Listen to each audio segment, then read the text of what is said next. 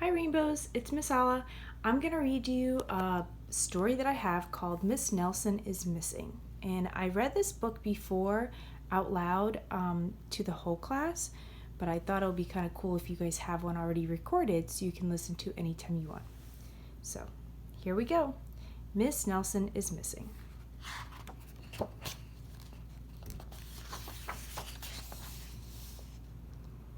The kids in room 207 were misbehaving again. Spitballs stuck to the ceiling, paper planes whizzed through the air. They were the worst behaved class in the whole school.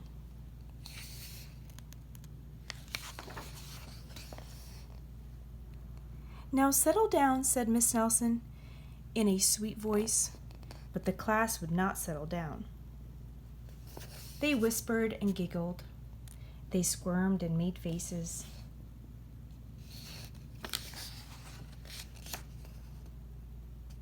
They were even rude during story hour. And they always refused to do their lessons. Something will have to be done, said Miss Nelson.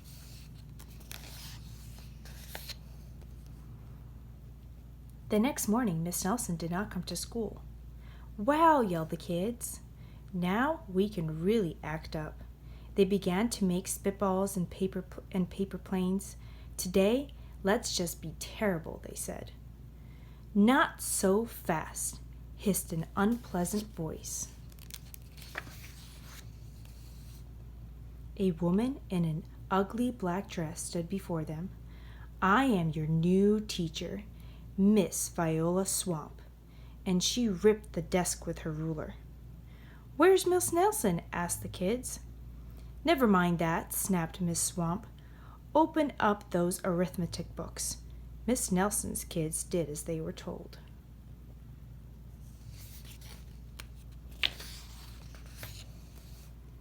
They could see that Miss Swamp was a real witch.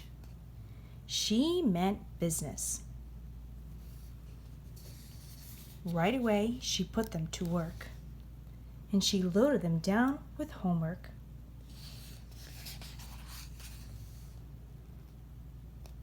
We'll have no story hour today, said Miss Swamp. Keep your mouth shut, said Miss Swamp. Sit perfectly still, said Miss Swamp, and if you misbehave, you'll be sorry, said Miss Swamp. Days went by, and there was no sign of Miss Nelson. The kids missed Miss Nelson. Maybe we should try to find her, they said. Some of them went to the police. Detective McSmog was assigned to the case. He listened to their story. He scratched his chin. He said. I think Miss Nelson is missing. Detective McSmog would not be much help. Other kids went to Miss Nelson's house. The shades were tightly drawn, and no one answered the door. In fact, the only person they did see was the wicked Miss Viola Swamp coming up the street. If she sees us, she'll give us more homework. They got away just in time.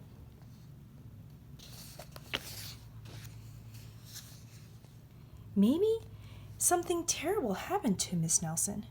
Maybe she was gobbled up by a shark, said one of the kids. But that didn't seem likely. Maybe Miss Nelson went to Mars, said another kid. But that didn't seem likely either.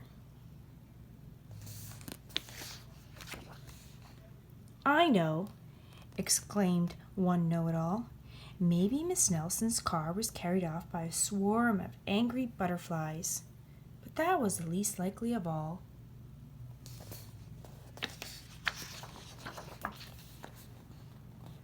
The kids in room 207 became very discouraged. It seemed that Miss Nelson was never coming back, and they would be stuck with Miss Viola Swamp forever. They heard footsteps in the hall. Here comes the witch, they whispered. Hello, children, someone said in a sweet voice. It was Miss Nelson. Did you miss me? She asked. We certainly did, cried all the cried all the kids. "Where were you?" "That's my little secret," said Miss Nelson. "How about a story hour?" "Oh, yes," cried the kids. Miss Nelson noticed that during story hour no one was rude or silly. "What brought about this lovely change?" she asked. "That's our little secret," said the kids. Back home, Miss Nelson took off her coat and hung it in the closet right next to an ugly black dress. When it was time for bed, she sang a little song. "I'll never tell," she said to herself with a smile.